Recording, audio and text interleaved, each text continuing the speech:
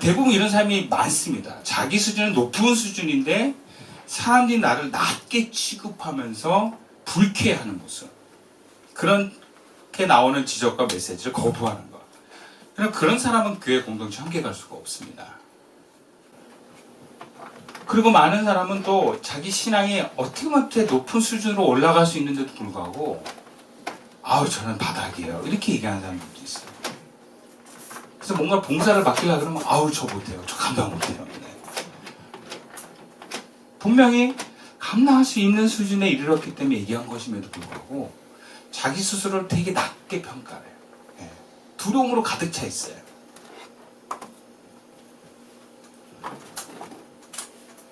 자기 자신을 아는 게 참 쉽지가 않습니다. 교회도 그 교회가 지향하는 어떤 방향이 있는데 사람들이 오해하는 경우도 되게 많아요. 아, 저 교회는 신앙이 좋은 사람들만 모이는 교회야. 저 교회는 신앙이 낮은 하향 평준화된 사람들이 모인 교회야. 이렇게 또 많이 편견을 갖기도 합니다. 여러분, 큰 교회 가면 신앙이 하향 평준화로 많이 사람들이 있잖아요. 근데 정말 예수 잘 믿는 사람도 큰 교회 되게 많아요. 사람이 많으니까 그 중에 정말 훌륭한 헌신자들이 생각보다 많아요. 네. 그리고 교회가 작아도요, 신앙적으로 되게 탁월한 사람들이 모이는 교회들도 있어요. 우리 교회는 어떤 것 같아요? 누가 좀 오해하더라고요. 아, 시선교회는 영적 수준이 높은 사람들만 모여. 네. 낮은 사람은 거기 못 가. 막 이래요. 그렇지 않아요.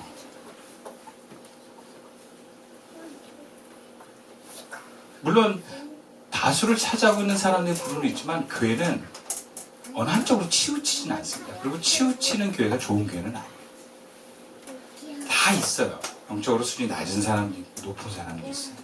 단지 우리가 높은 건 좋은 거고 낮은 건 나쁜 거야 라는 편견이 있을 뿐이지 교회는 다 그런 사람들이 모여서 하나가 돼서 가는 교회가 건강한 교회입니다.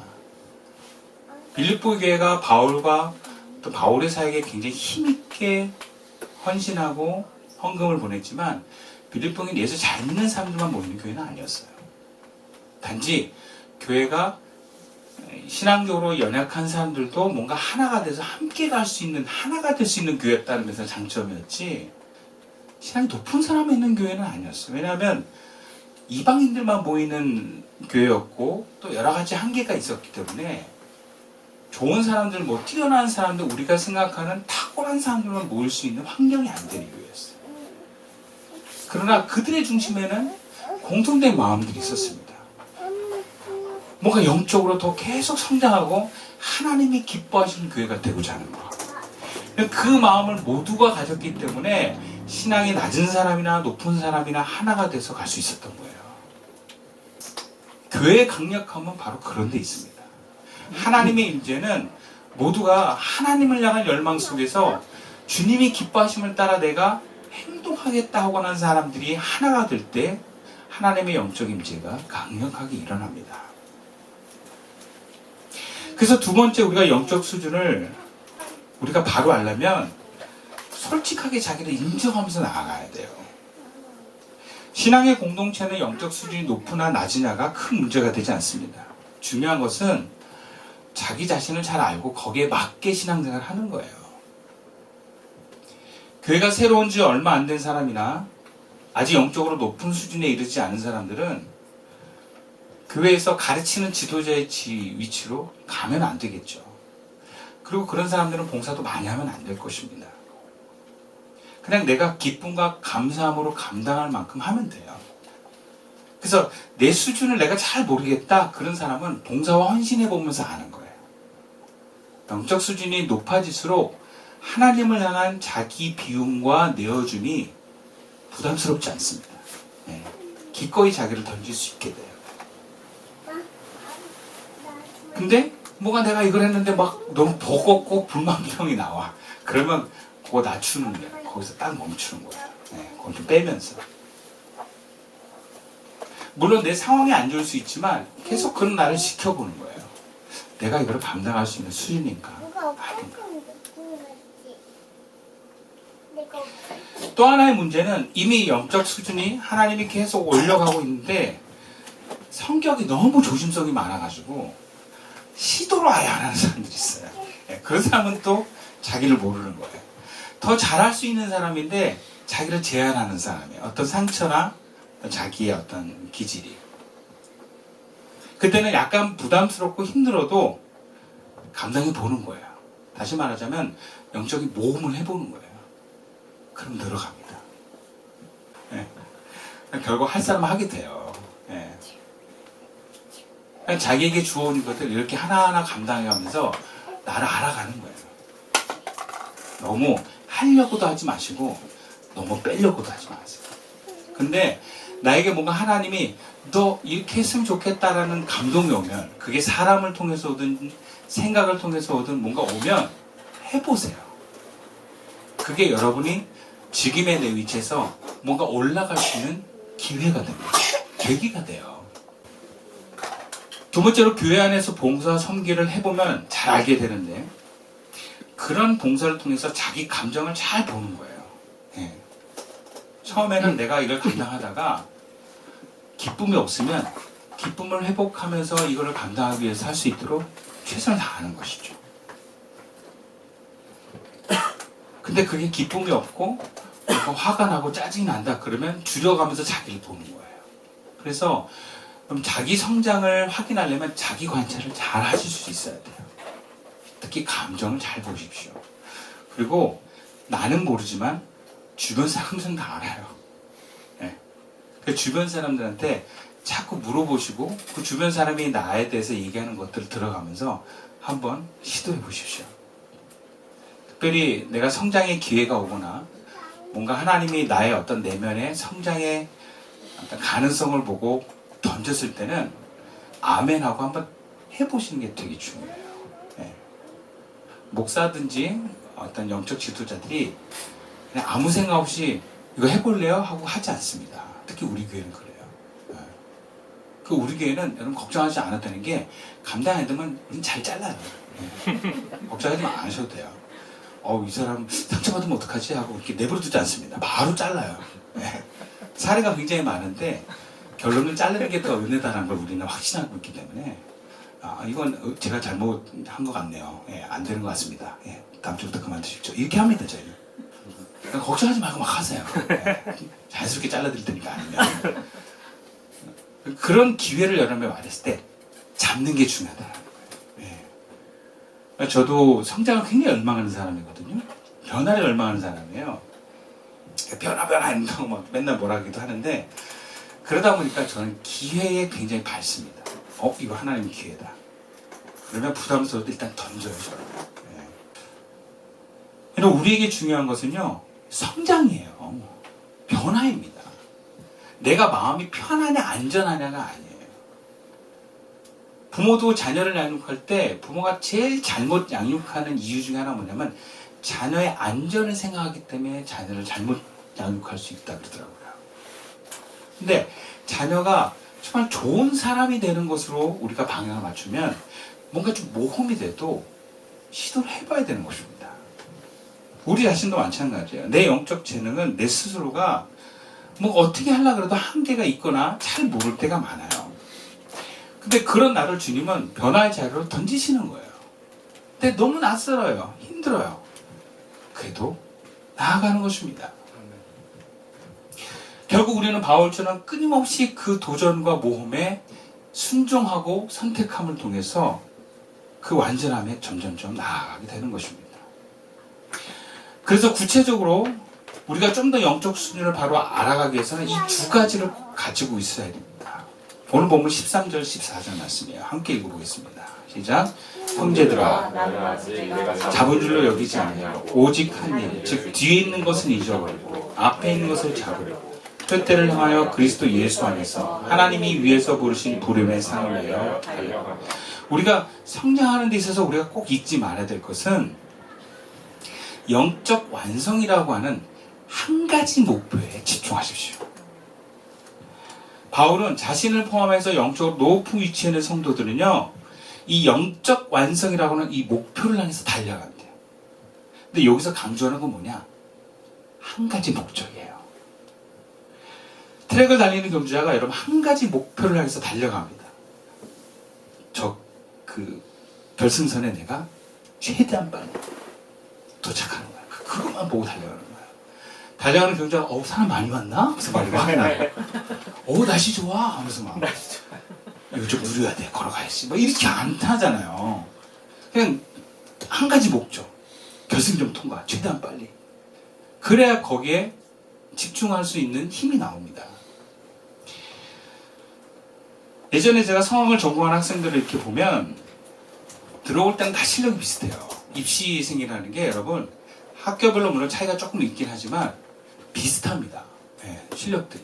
근데 졸업할 때는 차이가 엄청나게 많이 나요. 근데 그 차이가 많이 나는 이유가 뭐냐?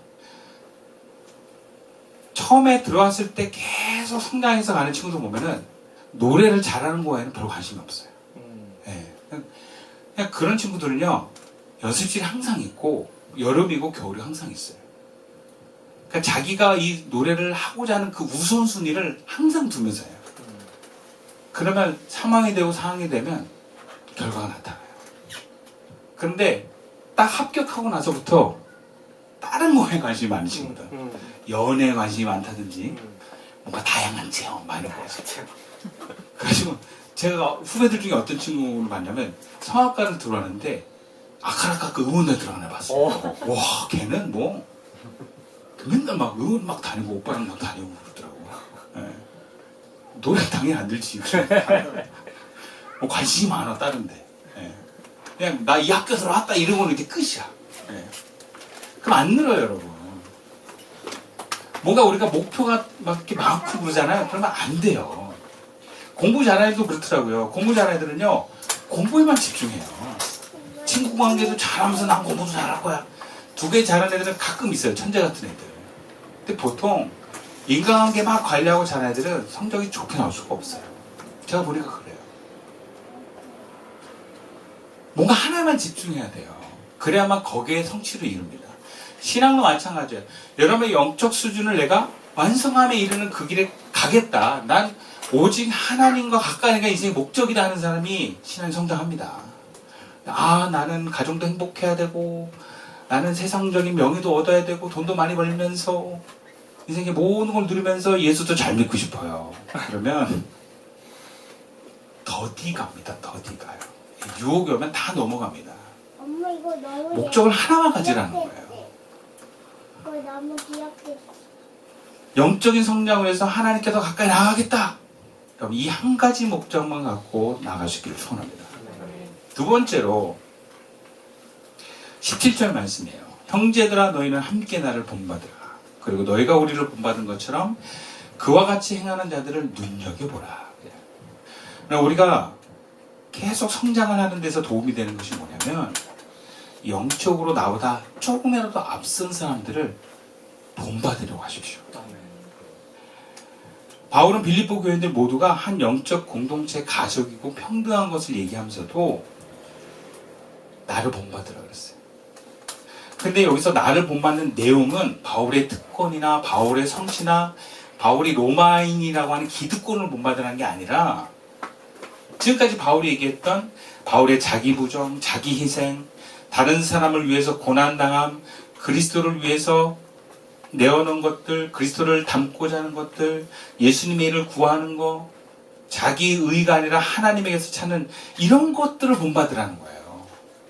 신앙적 삶을 본받으라는 거죠. 그리고 바울은 빌립보 교인들이 바울과 그 일행을 본보기로 삼은 것 같이 너 주변에 영적으로 성숙한 사람들이 있으면 눈여겨봐. 눈여겨보고 배울 거 있으면 배우라는 거죠. 즉 나보다 앞선 사람들을 늘 눈여겨보면서 배워가는 것. 그러면 여러분 성장합니다. 물론 바울을 포함해서 그 흐름에 있는 사람들은 정말 훌륭한 사람들이 많이 있었다는 것을 전제로 해요. 그리고 우리는 궁극적으로 예수님을 본받아야 합니다. 근데 예수님이 너무 멀어요. 심지어 바울을 본받기에도 좀 멉니다. 근데 나보다 신앙에 앞선 사람들이 생각보다 많이 있다는 걸 아셔야 돼요. 그래서 그 흐름에 있는 사람들을 그럼 본받으세요. 교회 목사님을 본받으세요. 뭐 다 본받으라는 게 아니라 아 이분은 목사님 훌륭하구나. 그래 그거 본받으세요. 그럼 목사님을 본받는 것과 목사님을 의존하는 것은 다릅니다. 본받는 것은 내가 배우고자 하는 부분이 나보다 좋으면 돼요. 다른 건 좀 못해도. 그래서 제가 여러분들보다 운동은 좀 못해도 성경을 좀 안다. 그러면 운동을 배우지 마세요. 저한테. 그냥 성경에 대해서 배우시면 돼요. 근데 의존하는 건요. 그 사람 전체를 배우려고 하는 거예요. 우리가 의존하면 반드시 상처받습니다. 왜? 완전하지 않기 때문에. 근데 항상 나보다 앞선 부분들을 가지고 있는 사람들이 있어요. 그거 배우려고 하셔야 돼요. 왜? 아직 우리는 완전하지 않기 때문에. 여러분들이 이장의 훌륭한 부분들을 본받으세요. 청소년들은 우리 교회 삼촌들, 이모들 본받으시라는 거예요. 그들이 어떻게 예배를 드리는지, 그들이 어떻게 헌금을 하는지. 그러니까 저는 우리들 아이들 양육하는 게 어려운 게 아니에요. 아이들한테 이론을 얘기하면 자요. 까먹고. 근데 야 삼촌 봐. 이렇게 하잖아. 오 맞아. 이 삼촌 봐. 이렇게 하잖아. 오 그렇지. 그렇게 그냥 바로 교육이 되더라고요. 상교육이에요 여러분.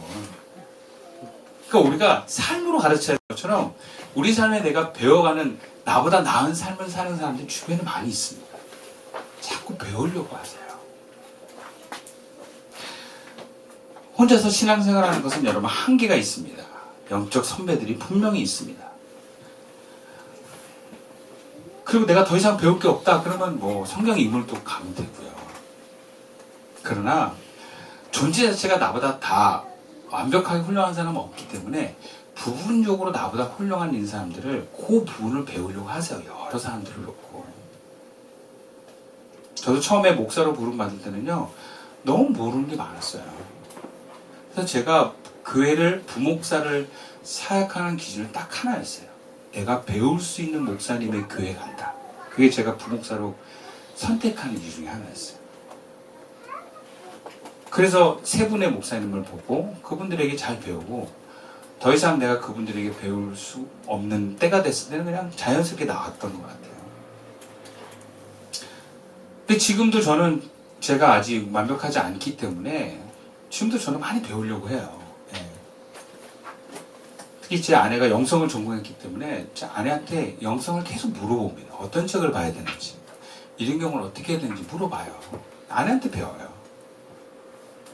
그리고 조직신학을 또 제가 잘 모르기 때문에 그 안국역에 있는 최 목사님한테 또 배워요.